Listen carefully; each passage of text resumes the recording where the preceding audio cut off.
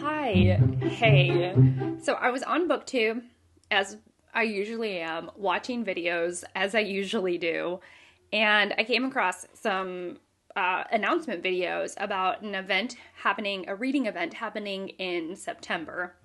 I play fast and loose with all reading events. I'm like, I know what I should be reading in the time frame of the event, but I just kind of do my own thing. But what BookTube is great for is for inspiration. So the event was framed, which is happening in throughout the month of September. I might just jump in on it. I feel like this shirt is looking strange. Watch some videos about it, and there were like basically three prompts to this event. Read about art, experience art, go look at art, and make art. And like the main, it's sort of actually in that order of importance. The most important thing is you read about art.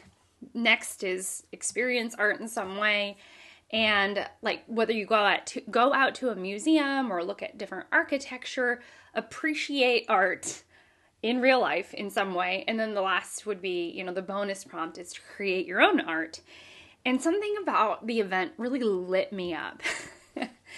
Now, I have books on authors. Like, I have a couple of biographies on different authors.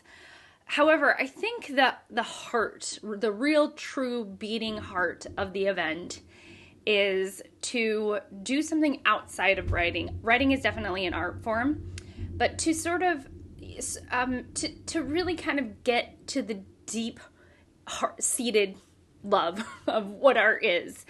To sort of not go the writer's way, instead to go for a different form of artistry in some ways. Gosh, I'm sounding kind of blah.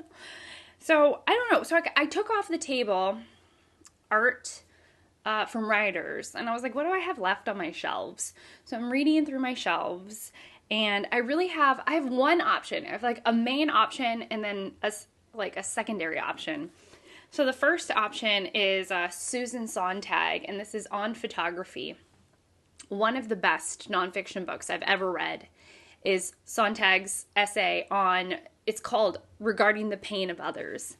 And it is a thoughtful, wonderful piece about the history of war photography. I myself have some photography background. My husband is a wonderful photographer. We have photography equipment, lots and lots of photography books. So I thought one route I could go through is to read Sontag's thoughts on photography, and then to really dive into these gorgeous oversized photography books that I own, and really sort of dedicate September, or even a few days maybe outside of September to enjoy that kind of medium. The other one, which I think I just want to read this biography in general, and it is Mrs. Jack, which is a biography of Isabella Stewart Gardner. Gardner. So there's the Gardner Museum in Boston, which is supposed to be, I've looked at pictures of it. It's gorgeous. It is gorgeous. But she herself, Isabella herself, as if we are friends, her husband was a young art critic, and she assembled one of the great collections of art treasures in America. So she herself is not an artist, but she was a curator of art. And even a museum still stands in her name today. So I thought that would be really an interesting take on it. Plus, I want to read this anyways. So it's like, okay, it's sort of pushing me in that direction. So I have these two books. Then I was thinking about, art that I just love. I love to experience. And one of that is the movies of Hayao Miyazaki. I keep on meaning to make a video about Hayao Miyazaki movies. We're really just ranking my favorite. But I have been a fan of Miyazaki since I was a very young person. And my brother-in-law had given me a long while ago, Kiki's Delivery Service. And it's the art of Kiki's Delivery Service, which is one of Hayao Miyazaki's movies. His movies are precious and beautiful, and it's like you either know about Hayao Miyazaki or you don't. Like, there's like no middle ground. And if you don't, and you like animation, so he's a director of animated movies, and Pixar, John Latimer, I think, was really inspired by Hayao Miyazaki. So Pixar's sort of the roots of Pixar was founded on this love for Miyazaki, right? So I love Miyazaki's art. I think it's beautiful. I'm always very impressed by it. And this is exploring one of his films, Kiki's Delivery Service, exploring the art in this film and sort of going through it like, I don't know, in different ways. Like just the character development, the character development, the set development. And there is a whole essay in the beginning that I think talks about the origin of the story and maybe how it got started. So I thought I would maybe recreate using charcoal and watercolor, or just using some of the designs to inspire my own art, but really digging into this in a very like tactile, like actually spending time with this book, right? So that's good. And then, I don't know, one of the things I don't like about my area in South Carolina is that there are not very many sort of formal places for art. We don't have a lot of art museums. Of course, I can always experience art in books and film and like through listening, music. There are some venues, but I think I'm sort of, I think I'm very traditional, so I really want to go to like a museum, or I want to see a symphony playing classical, like with a capital C, music. Like that's the kind of person I am. And there's less of it, you know? It's like, I think our symphony played like, you know, Star Wars music. Like, and there is a time and place for that. And where I live is very touristy during certain seasons, and so it is in a way like sort of appealing to tourism. And the tourists like to go to the beach because I live near the beach. And so beach culture, I think sometimes is at cross purposes, or I think we like to think that perhaps it's at cross purposes with sort of classical art with a capital C. So it's like we have a very, very, very tiny art museum with a rotating collection, and I've been there, and it's beautiful, and it's wonderful, and I love it. And then we have a symphony, but I think just depending on the season, you might get more pop music adjacent works. And then in other parts of the season, you might get more sort of classical with a capital C. So it's just, my area is maybe not known for its refined art. We'll say it that way. But there are places that I could go and things that I can experience within my own home or, you know, out in the world. So I might do, you know, I'll have to think on that. But I think that for me personally is actually the hardest, because I like to make art and I love to draw. I have dabbled in watercolor, but I love to draw.